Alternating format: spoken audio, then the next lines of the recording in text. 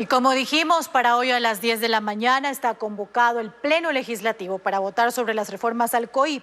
Son 86 cambios en total, donde constan el numeral quinto del artículo 658 y el artículo 584, que han generado gran polémica. Según algunas organizaciones políticas, pedirán votar esos artículos por separado. Fernando. Y es que el primero, Andrea, se refiere a abrir la posibilidad de que una sentencia ejecutoriada sea revisada si la Corte Interamericana de Derechos Humanos o comités de derechos humanos de la ONU identifican violaciones o errores al debido proceso. Actualmente una sentencia puede ser revisada según el COIP si existieren nuevas pruebas o si se comprueba la existencia de que la persona que se creía muerta está viva. Y el otro artículo se refiere a la entrega de información reservada de investigación previa que maneje la Fiscalía si es solicitada por el Consejo de la Judicatura, Contraloría, Defensoría del Pueblo o la propia Asamblea Nacional. Carlos, buen día. Fernando, Andrea, ya nos acompaña en los estudios de Coavisa en Guayaquil Hernán Pérez Luz, abogado que conoce de cerca los organismos internacionales y quien fue embajador de Ecuador ante Naciones Unidas, para que nos explique cómo debe proceder todo este enredo de reformas al Código Orgánico Integral Penal dentro de la Asamblea. Doctor Pérez Luz, buenos días y bienvenido a Contacto Directo. Gracias, muy amable por la invitación. Doctor Pérez, el correísmo quiere introducir unas reformas en el Código Integral Penal, como ya lo hemos visto, que permita la revisión de sentencias si es que la Corte Interamericana de Derechos Humanos o el Consejo de Derechos Humanos de Naciones Unidas emite alguna crítica. ¿Esto es posible? Bueno, vea, esto no solamente, quisiera comenzar explicándole y que tenga claro a la ciudadanía. Este es un proyecto de reforma que nace de la Asamblea, nace de una comisión y ha sido aprobado por esta comisión y ha sido aprobado en primer debate, no solamente para beneficiar al señor Correa. Esto no es solamente una dedicatoria a él, que ya es bastante grave y bastante reprochable redactar leyes con dedicatoria como lo que está sucediendo en el Ecuador ahora, sino que esta es una norma, una reforma que va a beneficiar a la delincuencia en el Ecuador. Y eso es lo que probablemente no van a entender en los organismos internacionales. ¿Cómo es posible que el Ecuador, que se enfrenta a esta batalla desigual contra el crimen organizado, sus políticos se dedican ahora a aprobar leyes que básicamente van a beneficiar a la delincuencia organizada, no solamente a Correa? Pero vamos al tema de los organismos internacionales.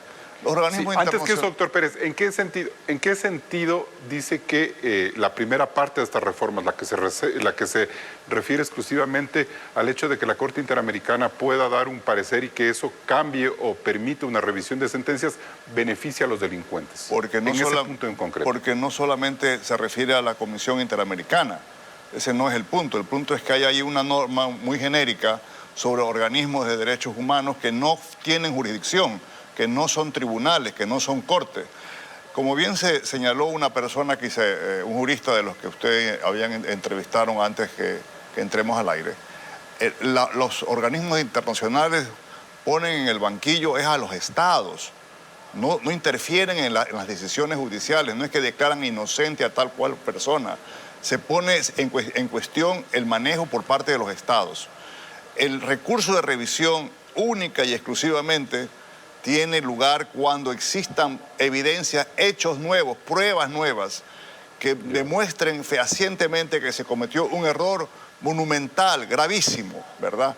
El hecho que hoy en día con la tecnología podemos descubrir a través de ADN quién es realmente fue realmente el victimario o el delito lo confesó otra persona, etcétera. Esas son evidencias que surgen luego de haber terminado el proceso.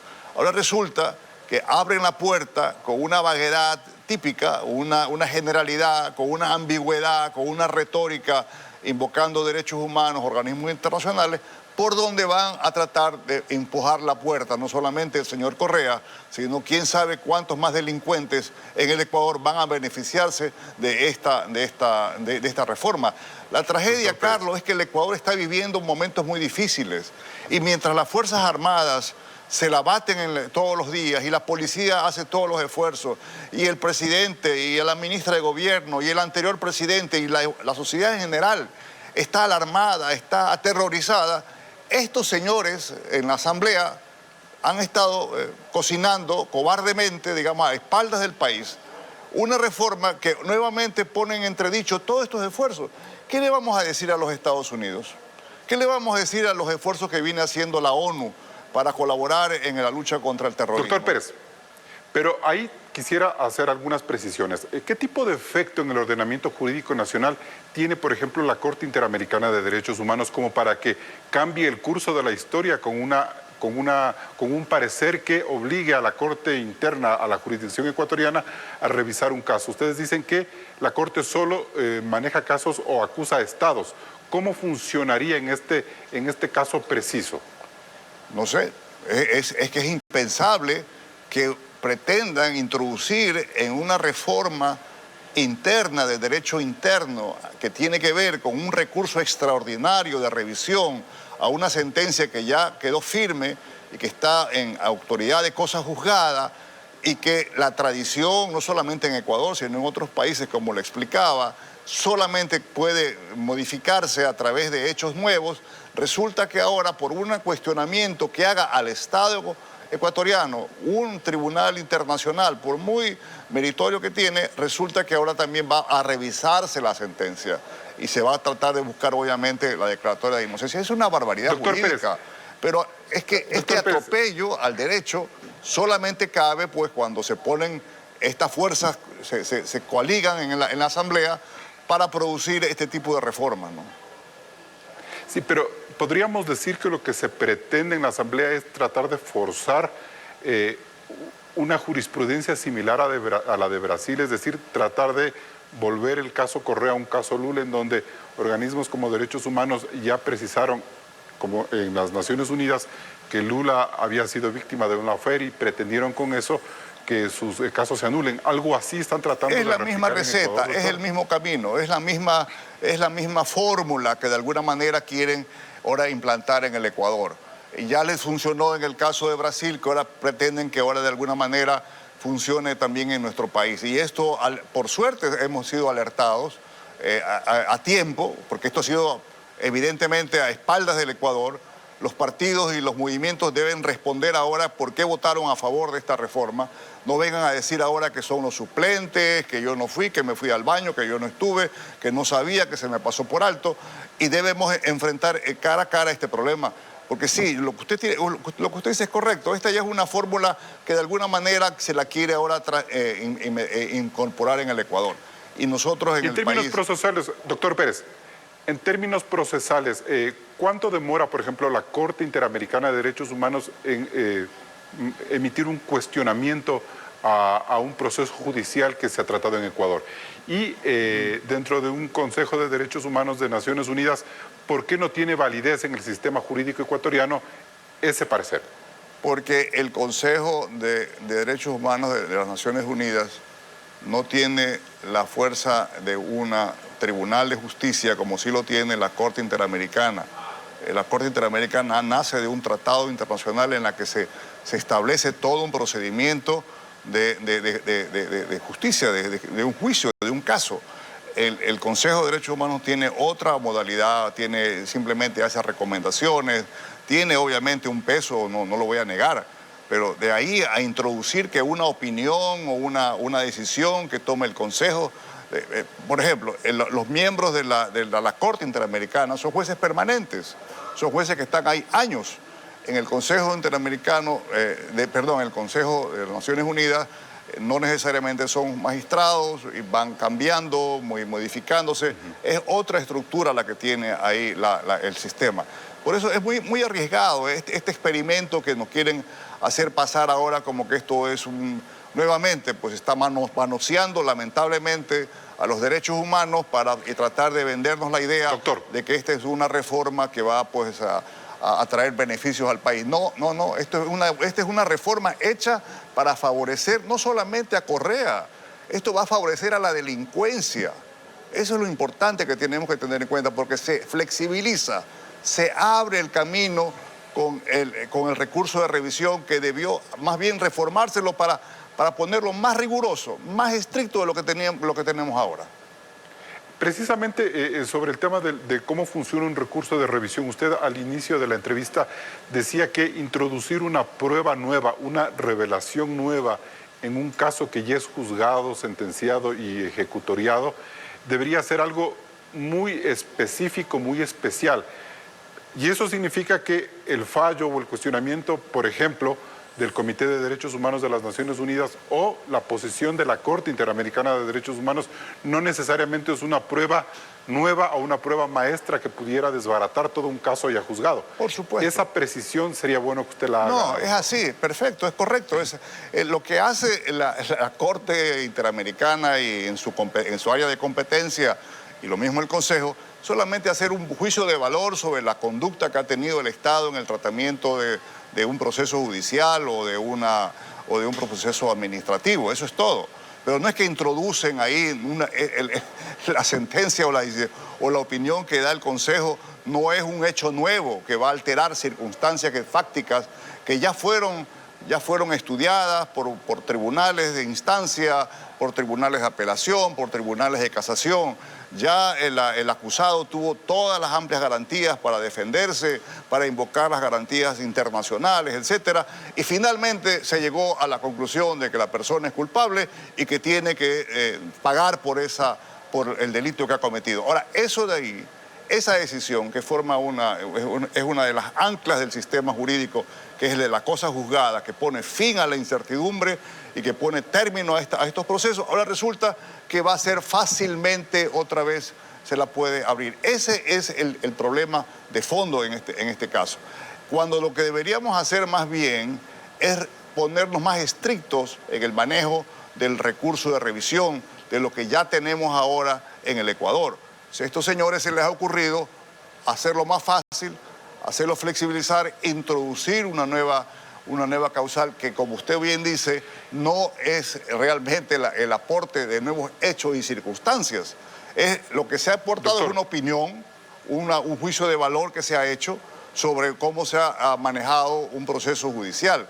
Pero eso no aporta una nueva evidencia, no es el ADN, no es la confesión. Doctor, sí, y sobre todo, doctor, porque quienes ahora alegan que esa puede ser una manera de revisar casos años atrás, por ejemplo el correísmo, invalidaba todo el trabajo del Sistema Interamericano de Derechos Humanos cuando prendía las alertas en temas muy importantes como la ley de comunicación que se aprobó en el correísmo o el caso del Universo. Ahí, en cambio, hubo toda una propaganda y una estructura política en el Ecuador que invalidaba todo procedimiento y pronunciamiento de la Comisión Interamericana y luego de la Corte. Bueno, esa es la hipocresía que ya conocemos, ¿no? de esta gente que atacaron, denigraron, hostigaron a la Comisión de Derechos Humanos, al Tribunal de Justicia Internacional de los Derechos Humanos, para ahora ir a tocar en las puertas y tratar aquí de introducir reformas. Es parte de la tradición que tiene esta agrupación, pues esta mafia que tenemos en el Ecuador desde hace tiempo. Ahora, doctor, una pregunta adicional. Usted ha cuestionado desde un punto de vista jurídico y político estas reformas que se pretenden hacer. La una es la de proponer una celeridad en temas de revisión de sentencias, y la otra es que cualquier asambleísta pueda levantar la reserva de las investigaciones que lleva adelante la Fiscalía. Frente a esos dos casos, ¿cuán peligroso es que el ordenamiento jurídico, la columna vertebral jurídica del Ecuador, se desarme con este tipo de reformas? O sea, no son solo reformas que tienen una lectura política, sino son reformas que descuadran o no la estructura jurídica de un país, es decir, la manera en la que están hechas las leyes, y que si empezamos a moverlas se puede desbaratar ese edificio. Bueno, es que el problema nuestro es que estamos en los estados, estamos ante una amenaza existencial, que es el de la delincuencia. ¿Verdad? Y aquí hay un problema muy serio en el Ecuador sobre este tema, que se ha venido de alguna manera soslayando, aupando y prácticamente encubriendo.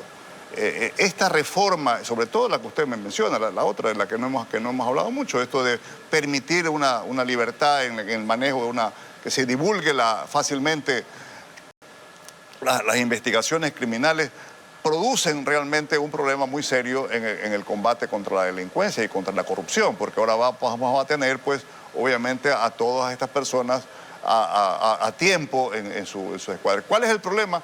Bueno, ahí hay un problema de protección de la seguridad jurídica, en un caso, y en el otro también de protección del principio de inocencia, porque la reserva en la investigación también protege a personas, ¿verdad?, que de alguna manera están siendo investigadas, pero la Fiscalía todavía no encuentra razones suficientes para presentar cargos y puede ver su honra pues, mancillada. Así que en todas partes del mundo, la Fiscalía trabaja en sigilo, de manera confidencial, hasta un punto determinado, porque es necesario, es evidente.